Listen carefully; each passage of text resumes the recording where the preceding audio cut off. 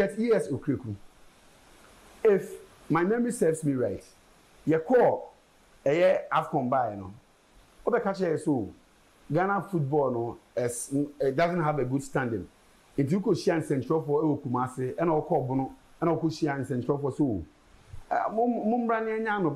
You want us to set with Georgia, we rapprocher so that we can find an amicable solution to the woes of the Blasters and then Ghana football at large. Now today they see when meetings women in our course, symposium women in our course, the Central for kind one fine Juma.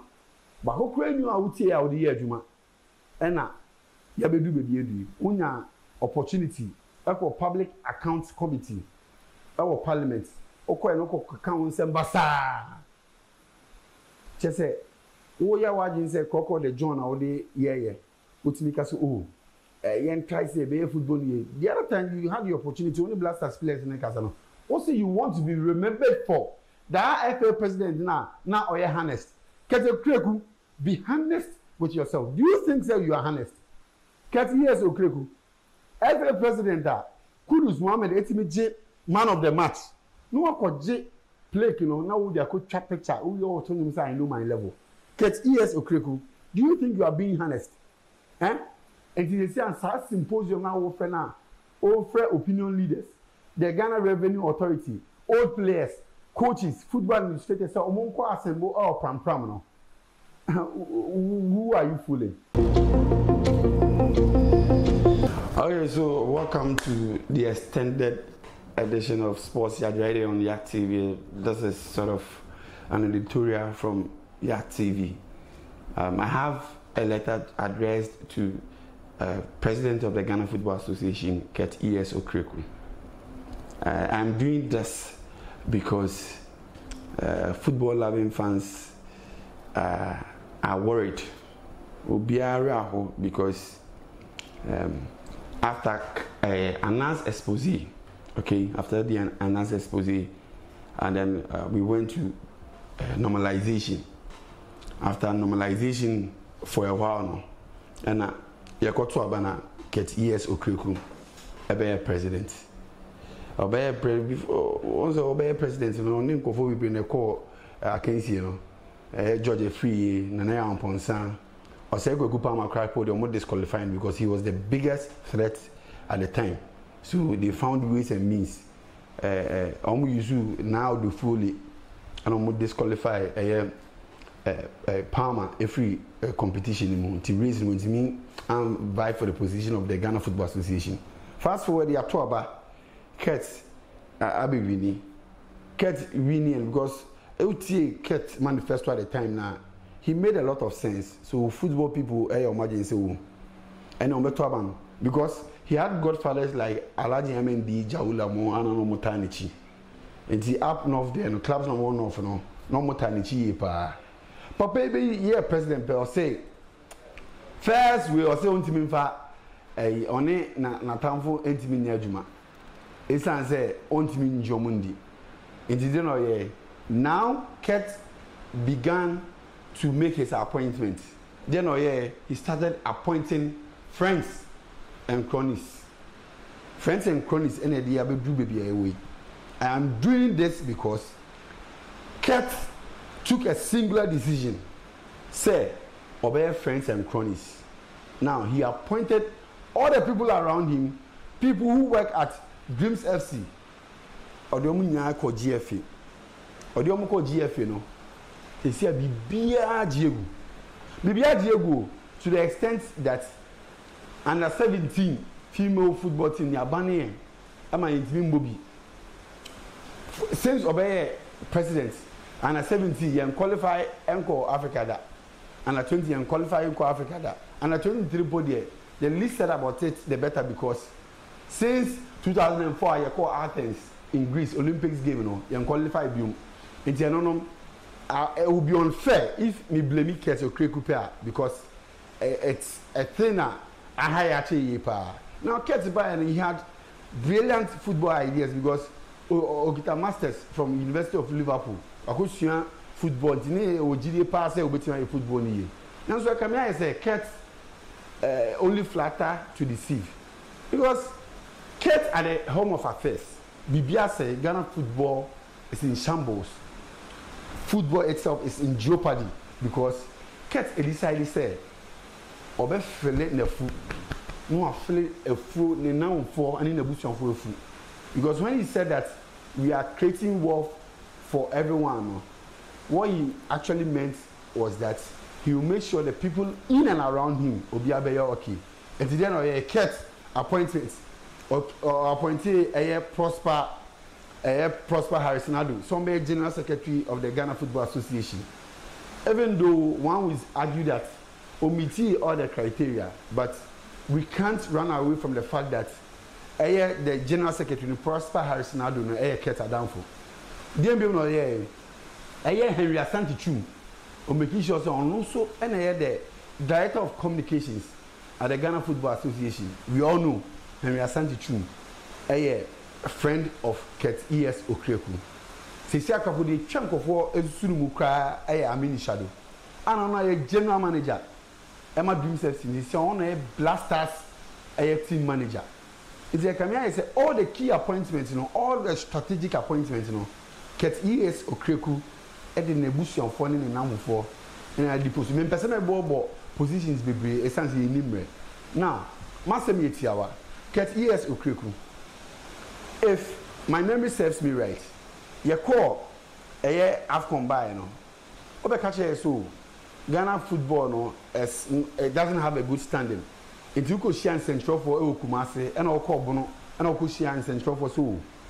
We want us to sit with George or we rapprocher so that we can find an amicable solution to the woes of the Blasters and then Ghana football at large. Now today they see when meetings women in our course, symposium women in our course, the central for kind of one fine juma. But who claim you out here out the year juma? And now, you be do baby, unya opportunity, equal public accounts committee, our parliament, okay, no accounts and basa. Just say, oh, ya wajin say, Coco the John out the year, which make us oh. Yen try say be football year. The other time you had the opportunity only Blasters players in the casino. Also you want to be remembered for that FA president now or you're honest. Simeon-Okraku, be honest with yourself. Do you think that you are honest? Simeon-Okraku, FA president that Kudus Mohammed Etime man of the match. No one could J play, now we are could chat picture. We all told him I know my level. Simeon-Okraku, do you think you are being honest? Eh? And they say and symposium now offer opinion leaders, the Ghana Revenue Authority, old players, coaches, football administrators, so Omonko assemble or pram no. Who are you fooling?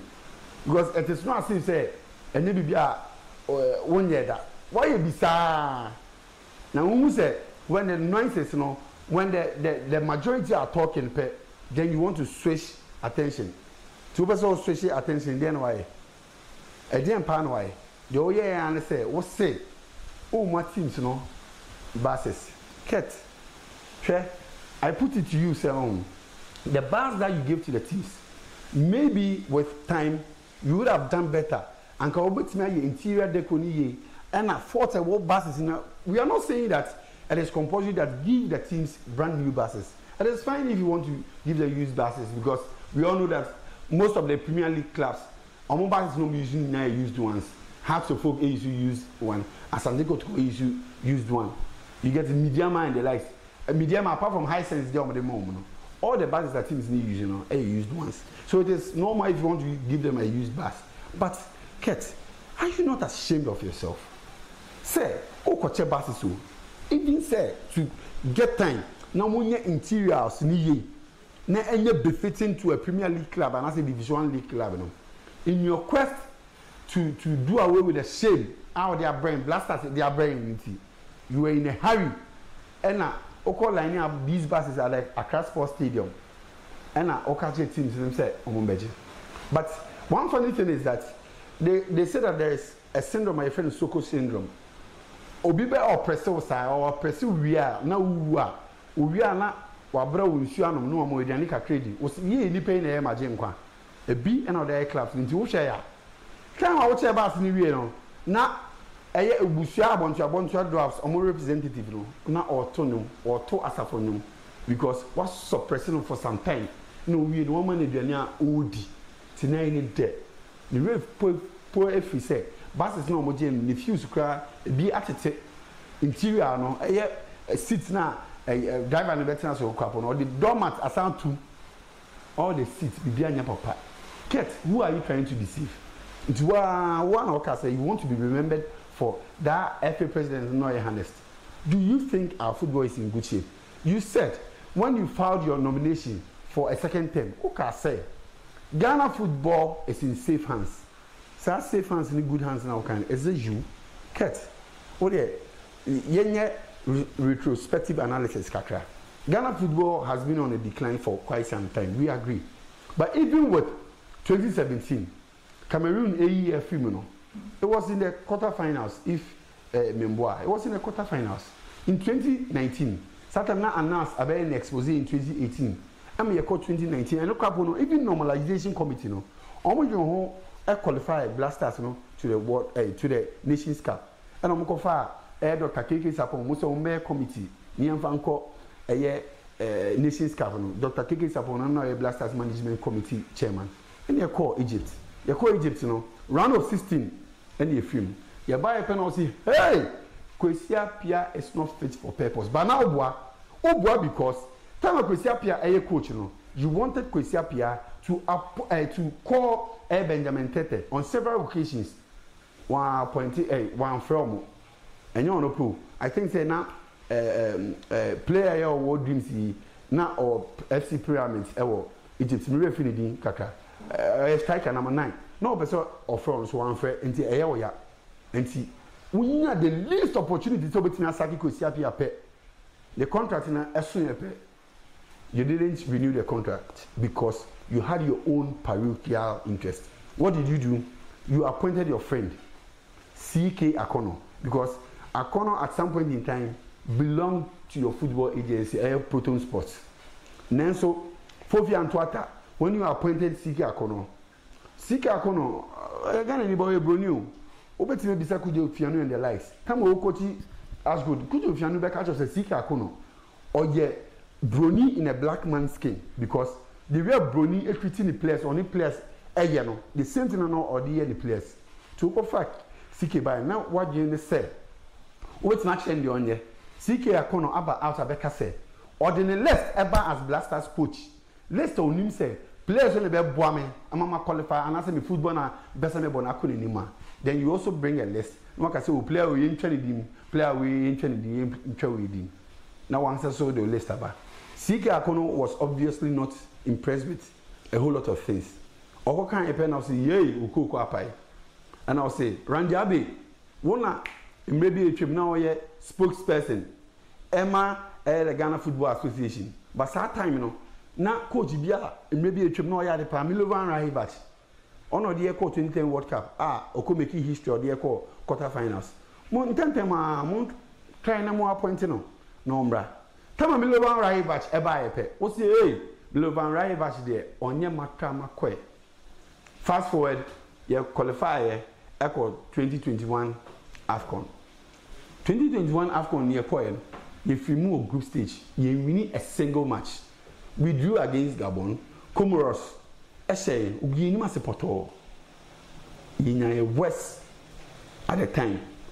Ya buy and I was will render apology now, Caso, Ghana for Mesremo, Minami D, team in Edekoi, but Yanya, the Intimufa born in China. In moving forward, we will strive to do better. Or by a pet on our FM in an interview with Kojo Mensah Moshushu, Oka said.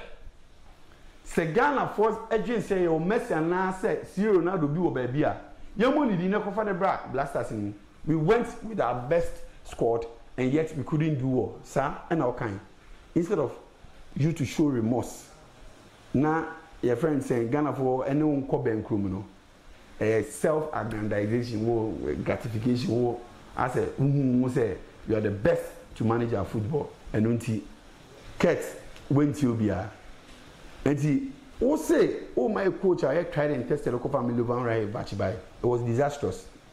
That time, you know, now Milovan Rahivac, we need a match in Cape Coast against South Africa. But you be say now, Rivach, the we are near my corner, boy, and also, coach Otoado Unimde, or Edwin Dortmund, to a town one there, and go for Coach Otoado Embra. One set up a committee, one I can say, one Tony Baffo, and I'm call Germany. Because Tony Baffo so ebo Germany. And I'm call convince, Otoado, and I'm convince, Busha Dortmund say, one for coach in my alone. Na men fa dem ko qualifies ni wie. E ko qualifies 2 matches. And Otoado e ball 0-0 e wo Kumasi. O ko Nigeria e ko ball 1-1. O ball 1-1 ni wie no. Per the away goal rule no. Ghana e qualify. O qualify per ana President Akufo-Addo. Papa yozu nim football mu. Ye qualify ya what you phone S3. Say Otoado anti ase ebe kidnap no e sense of say Otoado e dey World Cup Akufo-Addo so mistake no and na Kurt say o de banchi abongum business be koso en e call World Cup World Cup no Portugal, Uruguay, South Korea ye na wi o group ni ye wi Porto o group ni Otoado before e be call World Cup na waka say edwuma no enya de a obeto aso after World Cup e sense o jisika papa bi e Dortmund ana adwuma enye long term no ono ntimi nye tie ba e pe na odi ni kunku ni nkaka e be gu Ghana no fa oko Germany also Chris Hughton tried and tested Chris Hughton crowd no na ya aban coach because aban who said Kurt fa aye coaches but enfant aban so let me also bring in my person ana aye Gabi Ocheda kusudi eni ne ko fa Chris Hughton by you say okay Didi Dramani ni George Watt mo assist Chris Hughton on so buy ya omonyu enye esanse na enye mu coach nti Chris Hughton there na mo ntimi nka na se nti mo try se mo be sabotage no na on so odi e call AFCON in 2021 in 2023 because 2021 Milovan Rivach and e dey call 2023 na on so kogu ye ni ma support 2023 now I have to establish that you're born even though it was 2023 AFCON you're born in 2024 I was la Côte d'Ivoire and I know so you call ye Poto and ngwase akwaba ye buy pet and I'm about Chris Hughton nasi to say pay mo say on call back to England man je technical report and I'm about Chris Hughton fast forward Chris Hughton go and I must say right now no ye pe coach a oba be di Chris Hughton ade and I must set 5 criteria say coach the next Blasters coach should meet all the 5 criteria before obey eligible for the job. Mo must say mo screening over 200 coaches. 200 coaches na mo screening wie now. Coach I want apply coach Otoado. And mo san ball continue call Germany biom. Okay, coach Otoado say want apply you and so bra near interview for the job. Now the chama won say Kojo Mensa, CEO of Data Bank. Wo kra na nka wo anka Ace and Kwana na ka wo. Opokunti na wo sa committee ne subi. Na sa Makado no, sa GFA vice president, sa papa na maintenance. De bia wo die no e ko appoint coach, yen appoint coach papa da. Over 200 coaches on apply, man for bia. Mo say mo set criteria, mo say a coach obetimi asise team a agiregu no asise amna ye no coach Otoado team ben national team ben na no ayeda amde djuma no man sa criteria won miti na so still mo fa Otoado ana mo san ka se mu nya coach of 15 years experience Otoado team ben no coach da more than one can champion apart from say o trainer scout e o Dortmund no team ben no coach da and so still mu bu mani go so ana mo ko fa coach Otoado e bai Otoado bai no ohun botona no mpo no de kra na yere ashim he's a disaster because oba epe and also Andrea you in moving forward bona mpese me bono wa ho de no apomuden no untimi bossa abo ni biti wadaro matena nchen na me build a team in moving forward and assemble or technical team ko fa lawman sa lawman no ka body o hen statistics nya ko fa lawman ana John Pencil ego di das crew mu o UTV nti mo fa John Pencil so on so under can as second assistant enfama Otuado Satan na fata odada enya adwuma ewo Sudan eni brenti kofa fata odada mu gini free Kwesiapia because you did that to spite Kwesiapia deliberate kofa fata odada sango fi odo mobile experience be na wona mo wa o metima bo Otuado kofa Otuado by first match against Nigeria even though we lost against Nigeria 10 against 11 the Blasters played extremely well so Ghana for now be hopeful say hey ade as e be foul ye we ne ko bo against Uganda ye ni Uganda ko bo 2-2 Uganda almost strike an STB Mukwala na no bo Asante Kotoko Mukwala a go against Blasters against ye ni Uganda the case of Uganda elbow na say honey ade be a bit shaky fast forward ye ko bo World Cup qualifiers oh ni akọ Mali ni akọ Mali 2-1 ye say Vema ba ye say coach Otuado ye pragmatic and the young central for your style say you bono in Samrane, you're budging so. Sana da good that do you betina Kumase about 4-3 against a Central African Republic. No, and yes, Central African Republic. I think one of the teams, Kumase. And honey, who's a team near Shiki. Otuado, what was 6 matches? 6 matches though in the African Cup of Nations qualifiers. Unya 3 points out of 18 points. Unya 3 points. What to 15 nego? Team be on any boy bia. Sad omo na omo group no. Ghana na best ranked. And so munya nya 4 points if we Ghana o. Chese munya share baako na omo san near board do baako.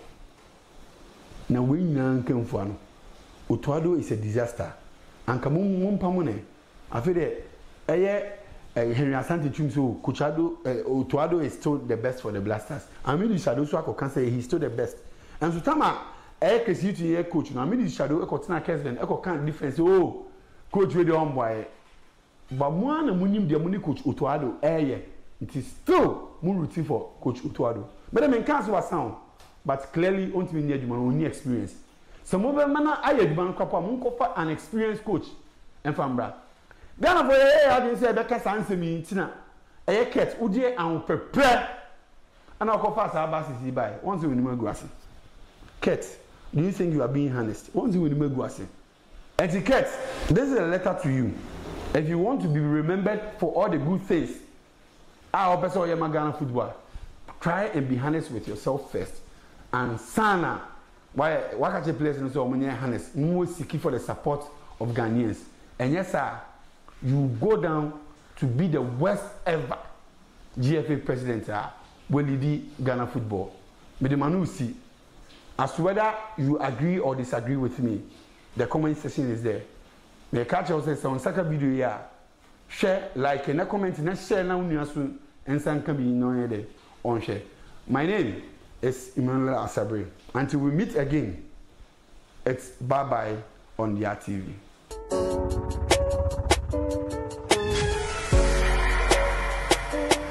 YADTV, bridging continent.